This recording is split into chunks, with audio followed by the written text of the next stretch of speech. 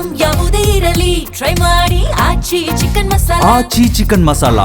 RCB ಅಭಿಮಾನಿಗಳಿಗೆ ಸರ್ಕಾರದಿಂದ ಸಿಹಿ ಸುದ್ದಿ ಸಿಕ್ಕಿದೆ.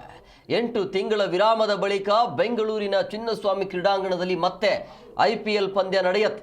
ರಾಜ್ಯ ಸರ್ಕಾರ ಇದಕ್ಕೆ ಗ್ರೀನ್ ಸಿಗ್ನಲ್ ಕೊಟ್ಟಿದೆ. ಸೊ ಹಂಗಾಗಿ ರಾಜ್ಯ ಕ್ಯಾಬಿನೆಟ್ ಸಭೆಯಲ್ಲಿ ಈ ನಿರ್ಧಾರಕ್ಕೆ ಅಧಿಕೃತವಾಗಿ ಒಪ್ಪಿಗೆ ಸಿಕ್ಕಿದೆ. 2026ರ ಇಂಡಿಯನ್ ಪ್ರೀಮಿಯರ್ ಲೀಗ್ ಉದ್ಘಾಟನಾ ಪಂದ್ಯಕ್ಕೂ ಇದೇ ಮೈದಾನ ಸಜ್ಜಾಗ್ತಾ ಇದೆ. ಸಮಯ ಇಲ್ಲ, ಆದಷ್ಟು ಬೇಗ ರೆಡಿ ಮಾಡ್ಕೊಳ್ಬೇಕಾಗತ್ತೆ. ಈಗ ಪ್ರಿಕಾಷನ್ಸ್ ಯಾವ ರೀತಿಯಾಗಿ ಬೇಕು, ಏನು ಎತ್ತ ಅನ್ನೋದ್ರು ಇನ್ಮೇಲೆ ಶುರು ಆಗಬೇಕು. ಭದ್ರತಾ ವ್ಯವಸ್ಥೆ ಸೇರಿದಂತೆ ಎಲ್ಲ ರೀತಿಯ ಯಾವ ರೀತಿಯಾಗಿ ಪಂದ್ಯವನ್ನು ಆಯೋಜನೆ ಮಾಡಬೇಕು, ಹೇಗೆಲ್ಲ ಭದ್ರತೆ ಕೊಡಬೇಕು ಅನ್ನೋದ್ರ ಬಗ್ಗೆ, ಸೊ ಯಾವ ರೀತಿಯ ಕಟ್ಟುನಿಟ್ಟಿನ ಕ್ರಮವನ್ನು ಕೈಗೊಳ್ಳಬೇಕು ಅನ್ನೋದ್ರ ಬಗ್ಗೆ ಈಗಾಗಲೇ ಮಾಹಿತಿಯನ್ನು ಕೊಡಲಾಗಿದೆ. ಕರ್ನಾಟಕ ರಾಜ್ಯ ಕ್ರಿಕೆಟ್ ಸಂಸ್ಥೆಯ ಅಧ್ಯಕ್ಷ ವೆಂಕಟೇಶ್ ಪ್ರಸಾದ್ ಸರ್ಕಾರಕ್ಕೆ ಧನ್ಯವಾದವನ್ನು ತಿಳಿಸಿದರು ಇದೇ ಸಂದರ್ಭದಲ್ಲಿ. ಸೊ ಅದರ ಬಗ್ಗೆ ಅಂದರೆ ಯಾವ ರೀತಿ ತಯಾರಿ ಇದೆ ಅನ್ನೋದ್ರ ಬಗ್ಗೆ ವಾಕ್ತೃ ಕೊಟ್ಟಿದ್ದಾರೆ ನಮ್ಮ ಪ್ರತಿನಿಧಿ ಮಂಜುನಾಥ್. ನೋಡೋಣ ಬನ್ನಿ. ಅಭಿಮಾನಿಗಳಿಗೆ ಇವತ್ತು ಹಬ್ಬದ ವಾತಾವರಣ ಸೃಷ್ಟಿಯಾಗಿದೆ ಅಂದರೆ ತಪ್ಪಾಗಲ್ಲ. ಯಾಕಂತ ಹೇಳಿದ್ರೆ IPL ನಡೆದಂಥ ಸಂದರ್ಭದಲ್ಲಿ RCB ಕಪ್ ಗೆಲ್ಲುತ್ತೆ. ಕಪ್ ಗೆದ್ದಾದ ಬಳಿಕ ಬೆಂಗಳೂರಲ್ಲಾದಂತಹ ದುರ್ಘಟನೆ ಸಂಬಂಧಪಟ್ಟಕ್ಕೆ ರಾಜ್ಯ ಸರ್ಕಾರ ಚಿನ್ನಸ್ವಾಮಿ ಸ್ಟೇಡಿಯಂನಲ್ಲಿ ಯಾವುದೇ ಪಂದ್ಯಗಳಿಗೆ ಅವಕಾಶ ಕೊಡಬಾರದು ಎನ್ನುವಂಥ ನಿಟ್ಟಿನಲ್ಲಿ ತಡೆ ಹಿಡಿಯುವಂಥ ಕೆಲಸ ಆಗುತ್ತೆ. ಅದಾದ ಬಳಿಕ ಬೆಂಗಳೂರಿನ ಚಿನ್ನಸ್ವಾಮಿ ಸ್ಟೇಡಿಯಂನಲ್ಲಿ ಇನ್ಯಾವತ್ತೂ ಪಂದ್ಯಗಳು ನಡೆಯಲ್ವಾ ಎನ್ನುವಂಥ ದುಗುಡ RCB ಅಭಿಮಾನಿಗಳಲ್ಲಿ ಮೂಡಿತು, ಬೆಂಗಳೂರಿನಲ್ಲಿರುವಂತಹ ಕ್ರೀಡಾಭಿಮಾನಿಗಳಲ್ಲಿ ಮೂಡಿತು. ಆ ಮೂಡಿದಂತಹ ದುಗುಡಕ್ಕೆ ಸದ್ಯಕ್ಕೆ ರಾಜ್ಯ ಸರ್ಕಾರದಿಂದ ಬ್ರೇಕ್ ಕೊಡುವಂಥ ಕೆಲಸ ಆಗಿದೆ. ಈಗೇನು ನಾನು ನಿಮ್ಗೆ ತೋರಿಸ್ತಾ ಇದ್ದೀನಿ, ಚಿನ್ನಸ್ವಾಮಿ ಸ್ಟೇಡಿಯಂ ಬಳಿ ಇದ್ದೇನೆ. ಈ ಸ್ಟೇಡಿಯಮ್ಮು ಸಾಕಷ್ಟು ವರ್ಷಗಳಿಂದ ಇತಿಹಾಸ ಪ್ರಸಿದ್ಧಿ ಪಡೆದಿರತಕ್ಕಂಥ ಚಿನ್ನಸ್ವಾಮಿ ಸ್ಟೇಡಿಯಂ ಆಗಿರುವಂಥದ್ದು.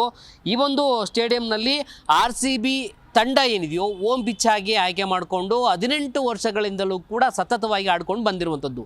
ನಮ್ಮ ಈ ಒಂದು ಪಿಚ್ನಲ್ಲಿ RCB ಅಭಿಮಾನಿಗಳು 18 ವರ್ಷದಿಂದ ಕಾದಂಥ ಸಂದರ್ಭದಲ್ಲಿ ಕಪ್ ಗೆಲ್ಲಲಿಕ್ಕೆ ಸಾಧ್ಯ ಆಗಿರಲಿಲ್ಲ.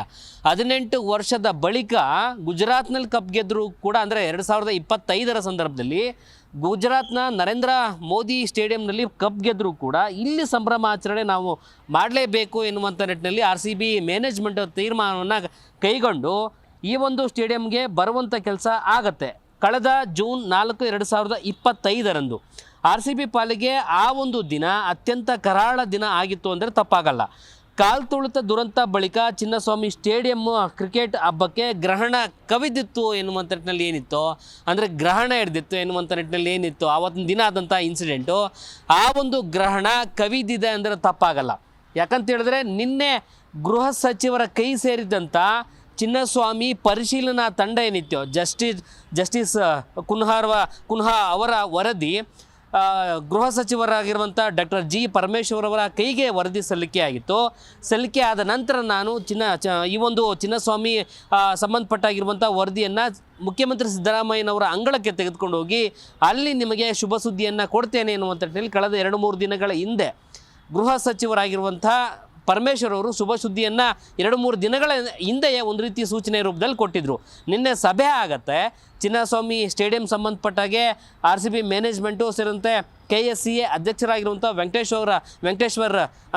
ಪ್ರಸಾದ್ ಅವರ ನೇತೃತ್ವದಲ್ಲಿ ಸಭೆಯನ್ನು ಆದಂಥ ಸಂದರ್ಭದಲ್ಲಿ ಅಲ್ಲಿ ಶುಭ ಸುದ್ದಿಯನ್ನು ಕೊಡುವಂಥ ಕೆಲಸಕ್ಕೆ ಸಿದ್ದರಾಮಯ್ಯನವರು ಹಸ್ತು ಎಂದಿದ್ದಾರೆ ಎನ್ನುವಂಥ ಮಾಹಿತಿ ಮೊದಲೇ ನಮ್ಮ ಜಿ ಕನ್ನಡ ನ್ಯೂಸ್ನಲ್ಲೂ ಕೂಡ ವರದಿಯನ್ನು ಬೆತ್ತರಿಸಿತ್ತು.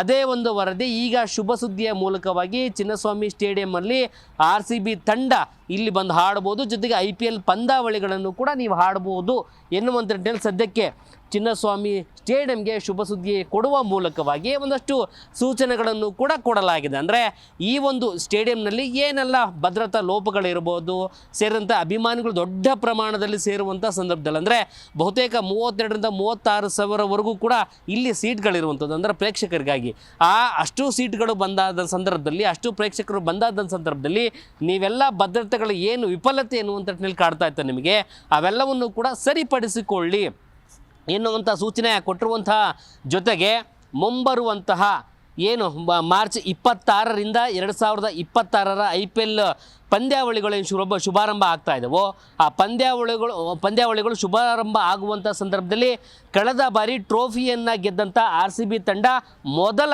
ಉದ್ಘಾಟನೆ ಪಂದ್ಯ ಕೂಡ ಅವರದ್ದೇ ಆಗಿರುತ್ತೆ.